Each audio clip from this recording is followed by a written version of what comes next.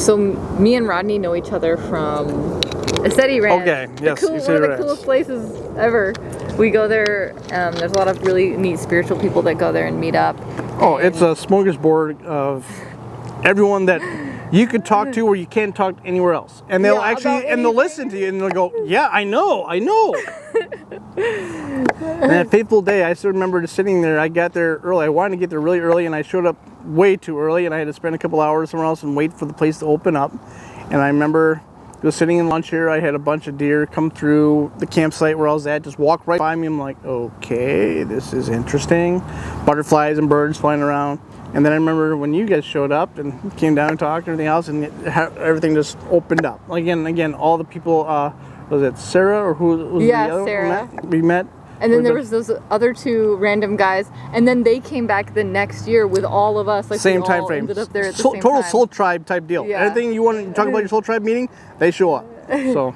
And then we were like, I was like, are you guys at Aceti all the time? And they're like, the last time we were at Aceti was when you guys were here last year, and we came a completely different weekend. It wasn't even the same weekend. It wasn't planned. And I remember I was eating dragon puffs, like I love dragons, and I was eating these like dragon puff snack, and Rodney was talking with all of us, and Mary was there, I think. And you were just so sweet. He has such a big heart where he makes these beautiful organites, and he had made like a dragon organite, and he was like, wait a second, I got a gift for you.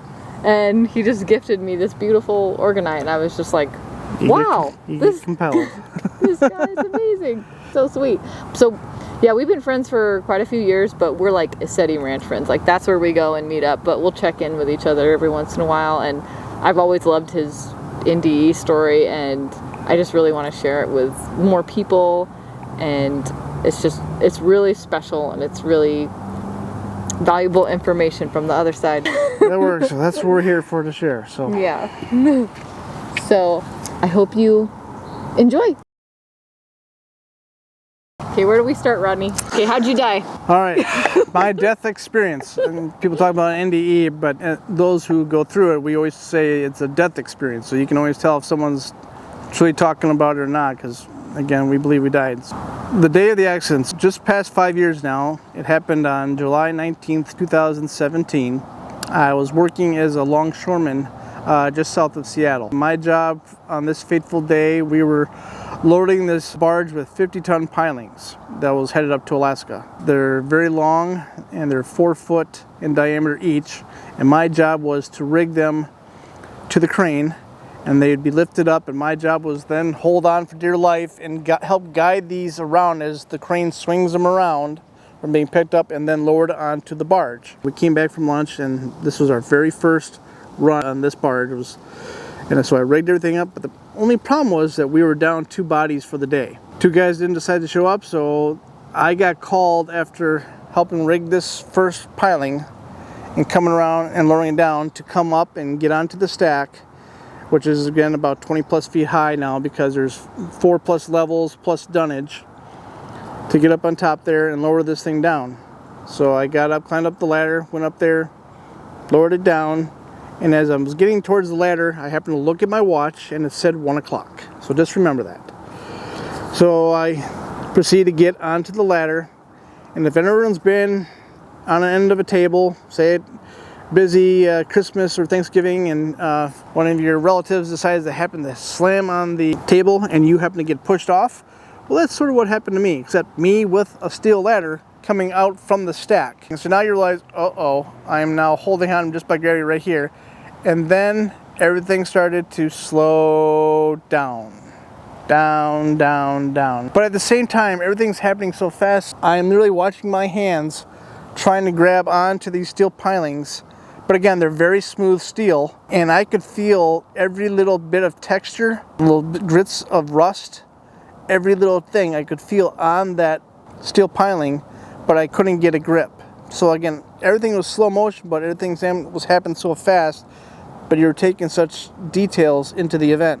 I'm starting to pivot and twist with this ladder, and then as I'm looking here, I'm starting to go down, and I'm looking through the rungs of the ladder, basically saying, oh shit. All of a sudden, there was like a pop, and I was pulled out of my body before I collapsed to the ground. and I went into the void. Now at the same point, my body had continued down and it struck the steel ladder as it struck the steel floor of the barge.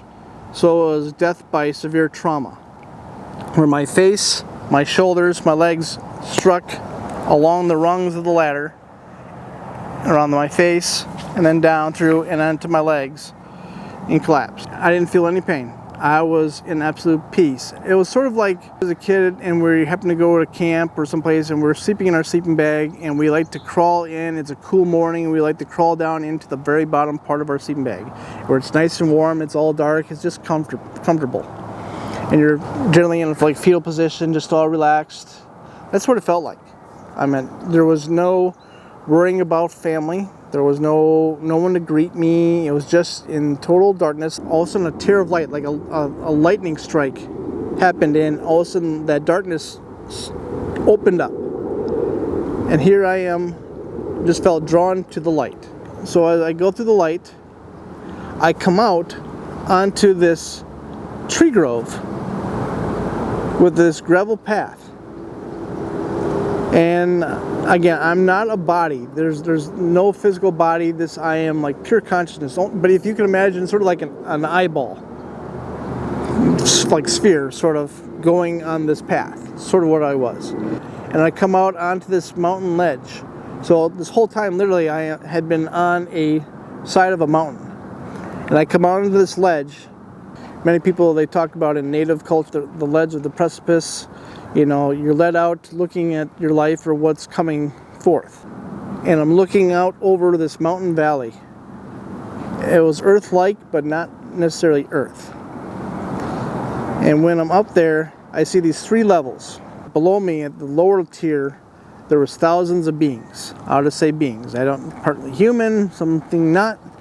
Some were fighting, some were doing other things. So, into my feeling now, it's more of, this is what I had to see, that there's a precipice. There was a lot of things going on in the world right now, that a lot of people are in fear. There was a lot of pain. There's a lot of people arguing and fighting. But at the time, I was just looking down at these beings. On the next level was the most gorgeous rectangle golden portal. They are like the doors to Valhalla. It was a portal. Like this door led me onward. Most golden rectangle portal though, absolutely gorgeous. Mountains right behind their backdrop. But then I looked to my right and there was another tier. And I was looking at a Greek building. And I'm like, it looked like the Parthenon or the Acropolis, but it was like jeweled halls. And it had the most beautiful glittering of jewels covering it. And I later found out that this is like an ethereal type city or buildings that people have seen. But then I noticed myself having to start to glide down off this ledge.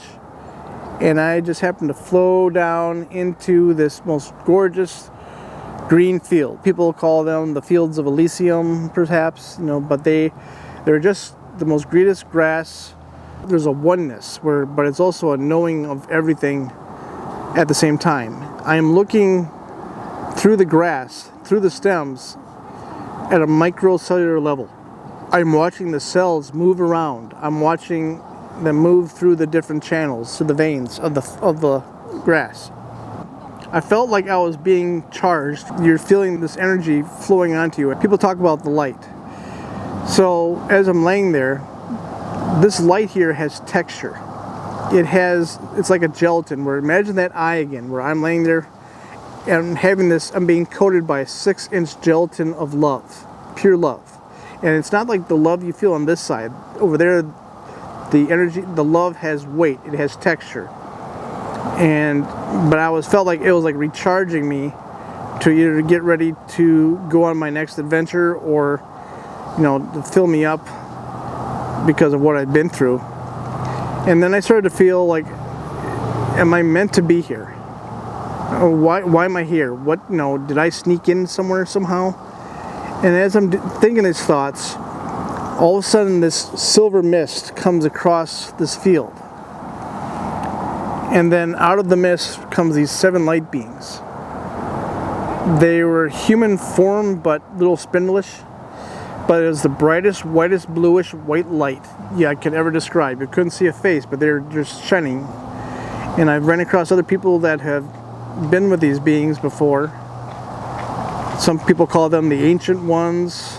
They might have been the Seven Mighty Elohim. Who knows, but they were just unbelievable cosmic beings. They were just immensely beautiful. And I don't know how long I was with them, but they surrounded me like a semicircle. Don't know what we talked about. But all of a sudden, it was like I was picked up and then placed into a rainbow straw, like a vortex. So then I was placed in this tube of light, and I'm looking through, and again, there's no body, but I'm looking, like my feet are down into this tube, and I'm looking at these light beings. And the tallest one is right dead center. I'm looking right at it, and I'm feeling this part like, oh no, no, no. Because here I am, leaving this unbelievable bliss. The love and the light and just the feeling of absolute bliss was just amazing. To all of a sudden starting to go down this tube like I was at a roller park. But if you've ever seen the movie Thor, Marvel movies, where you see him in this, some people call it the Rodenstein Bridge, the Rainbow Bridge. Well, the Rainbow Bridge to me is a vortex, and I am going down this thing, twisting and turning all over the place. And again, I'm still looking up, seeing this being, but it's like I've traveled, for eons going down this tube. And as I'm going down, again, no body, but it feels like all of a sudden the half of this eye or thing that I was in starts to go away. Right here. And all of a sudden, the pain. Oh my goodness, the pain.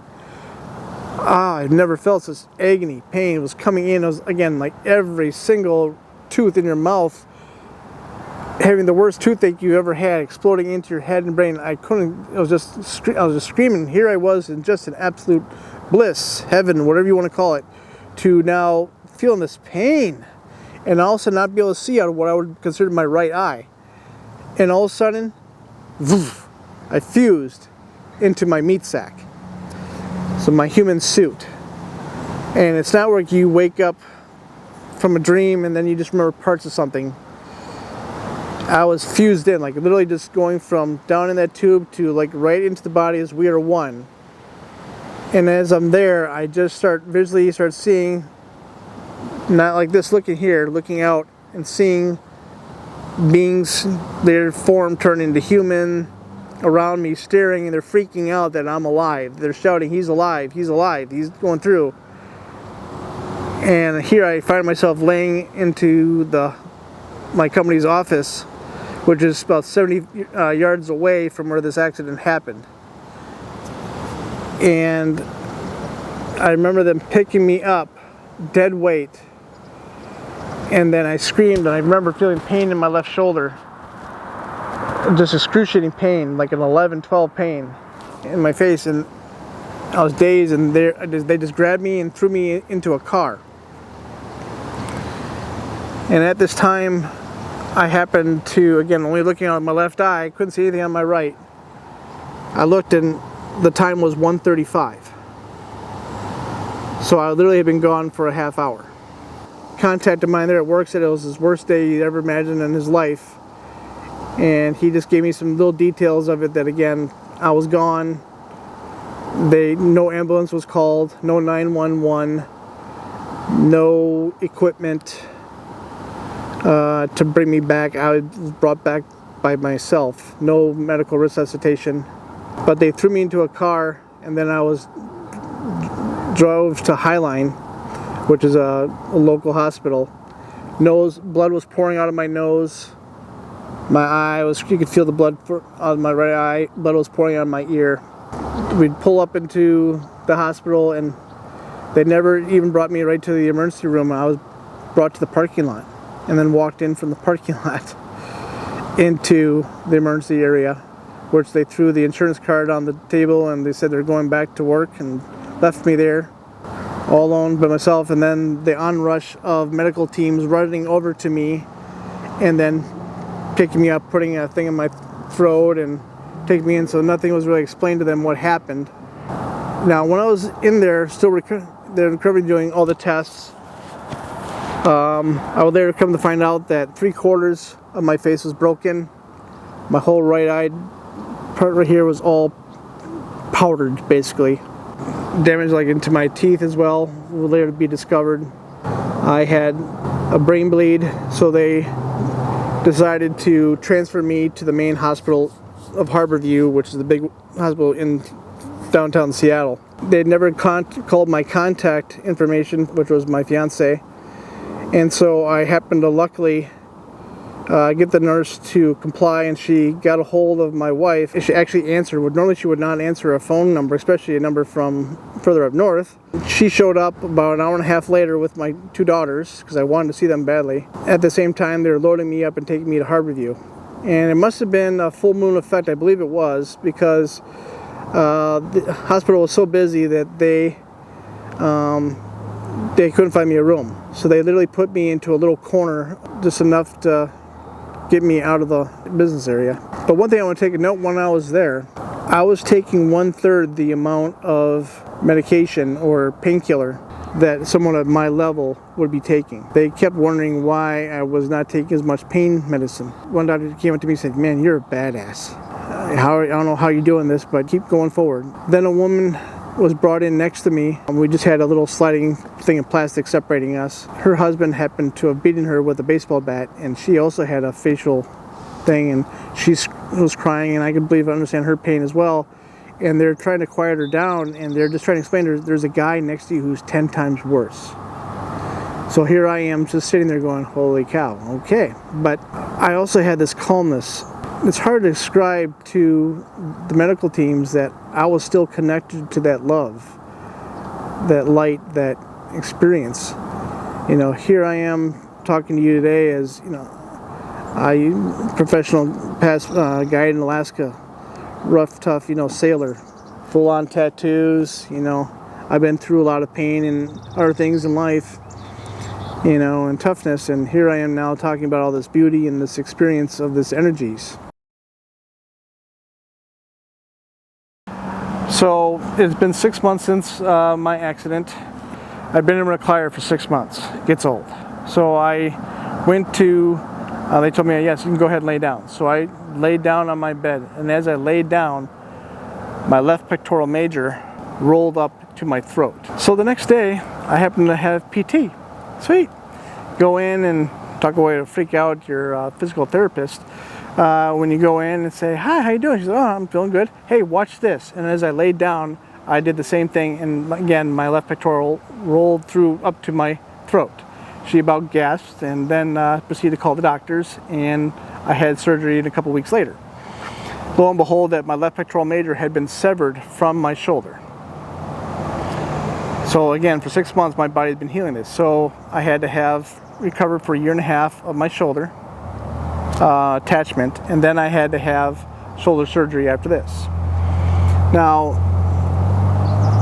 I'd been driving all this time up to Harborview, and from Puyallup was again about an hour plus drive, so they wanted to do a little bit closer, so the insurance company gave me a listing of 6 places to go for another physical therapist. Well, so I went off the list, and the first place I went to, this is midweek, like a Tuesday or Wednesday. They should be fully open. I went in there, and no one was around. I'm like, okay, I guess it must be fate that this is not the one. So I went up to the next one, where my near a hospital where my first daughter had been born. And as I went up there, this place, like everything opened up. Great. Met with the doctors. Everything flowed through. Found out that they had a warm pool that I was able to utilize, which would help me to remove my arm, because my arm had been stuck to my body for basically 2 years to fill the release. So all this worked out. But here's the funny thing.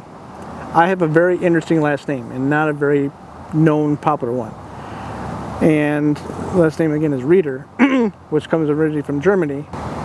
Lo and behold, these main 2 big buildings that this physical therapists were occupied by was Rieder Building 1 and Rieder Building 2. So, and lo and behold, to find out, they are my relatives from Germany. The the manager who runs the buildings, same age as I, we look almost identical. And we started comparing all notes and found that, yes, related. So again, this is just showing another path that all these things are happening from this event. I am being taken care of, and I am being guided on this path. Okay, Rodney, how can people get a hold of you if they want to reach out to you? Well, if they want to reach out to me, again, I'm always available. You can reach me at an email. It's Rod, R-O-D, period, Rieder, that's R-I-E-D-E-R, at yahoo.com. And I will definitely make an attempt to get back in contact with you or answer any questions you may have. If you got any questions regarding the NDE or anything with the I Am Presence or anything else that might be affecting your life or something that I can help tie in with, I've been able to help people with crystals. Just feeling called to go to other things and help people share my voice and my experience and help people know that we don't die. We just continue on, or we go to other avenues. So, but again, I am just here to help serve you. If you got any questions, give me a ring. Yay! Big tough. Made into a nice little. Bless you all, love and light. Nobody would know like your background, knowing you today. Yeah, Alaskan guides, all this fun, crazy stuff. And, Guide. yeah. Fisherman. Find fishermen. Explorer. Well,